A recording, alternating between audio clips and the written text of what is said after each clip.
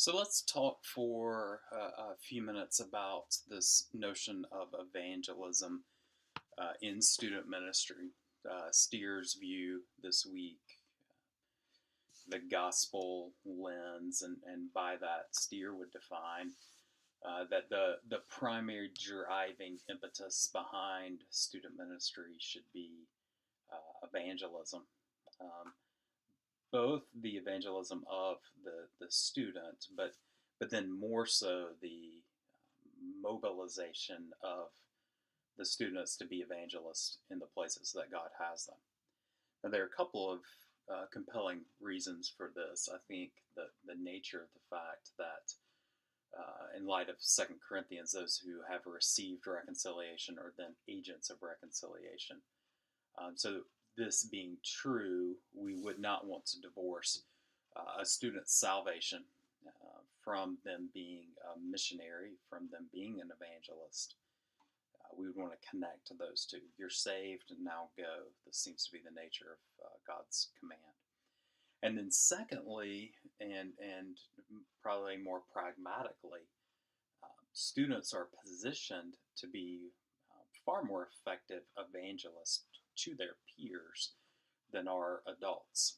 If a youth minister volunteer shows up at a school to have lunch with students or share the gospel at a football team or whatever the case may be, it looks like that person's job.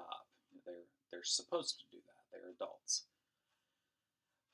But if a fellow teenager does it, if a peer does it, well, it looks like love, right? They actually love and care about their friends, and they're embedded in these relationships. So it's not done well. It's not awkward or forced. They know their friends. They're in a relationship with them already, and so there's a platform of trust already established, which we all know that level of trust is so critical for someone actually being receptive to hear the gospel. Thirdly, and again, perhaps a pragmatic reason would be that the vast majority of those God saves, He does pre-20. So it is in this season that evangelism is so critical because God begins to sow the seeds of the gospel that then spring to fruit over time. Now there are some challenges to this, to thinking about the primary driving motive behind student ministry being evangelism. And one of those is what I alluded to in the discussion question this week. Steer argues that if evangelism is actually happening, discipleship will surely follow. So let's define evangelism as being the work of sowing the seeds of the gospel prior to someone coming to faith, and discipleship being teaching them to obey all things that Christ has commanded post salvation. Now, those two obviously intermingle, doing them together in many ways. But if we separate them by the point of conversion, well, there is so much that is happening in a child's development or a youth's development in terms of teaching them to obey all things that Christ has commanded, in terms of the work of discipleship, in terms of even a basic understanding of the gospel that they believed. That needs to happen during that time, and that parents are doing, that the church is doing, to develop in this 12-year-old, 13-year-old maturity to understand what is the gospel. And if we define evangelism as communicating the gospel to others, then there is a sense at which we want to make sure that the student understands the gospel that they are communicating.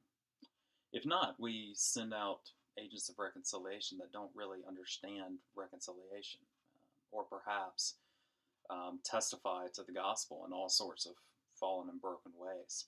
And this is why I asked you in your assignment to talk about, well, what do you want students to share? Like, what is the gospel? Or are they simply sharing, hey, God saved me? Well, that's an implication of the gospel, but it's not the gospel.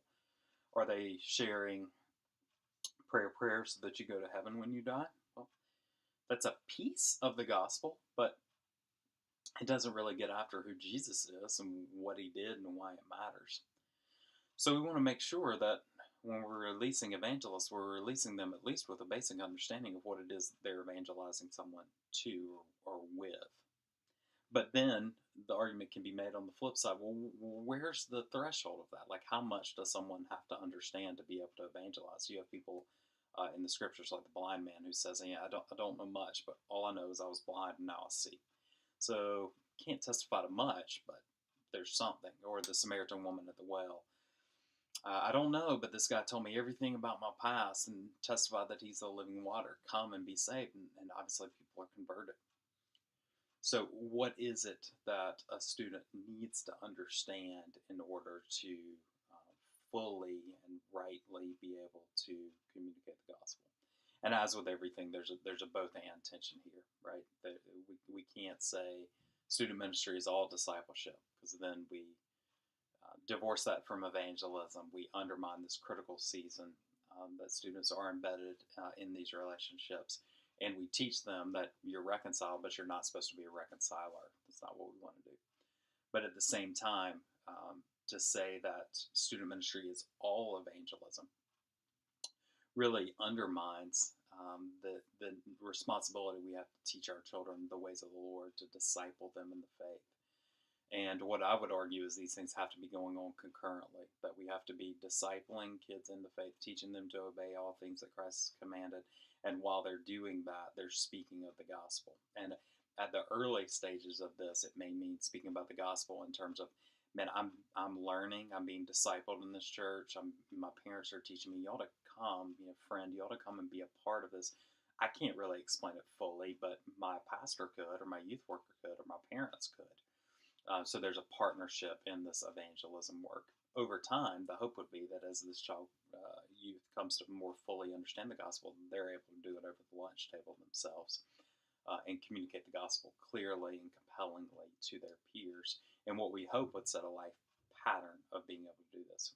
Perhaps one of the most convicting things in my work as a pastor is the realization of how poorly most adults communicate the gospel. Just how either they don't do it, they don't have time or prioritize it, or they aren't in relationships with people, or when they do, it's a really minimalistic and poor understanding of the gospel that they communicate.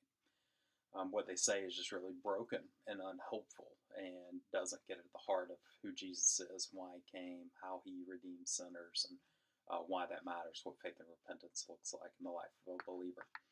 I think these patterns are set far earlier. Many of these are men and women who came to faith at 16, 17, 18, and were never taught to be evangelists. They never learned how to communicate the gospel or to prioritize that, and therefore they live lives now that don't do that. So, as with all the views that are going to be presented over the course of this semester, there's going to be a both and tension with this. Evangelism, yes. All evangelism, well, maybe not.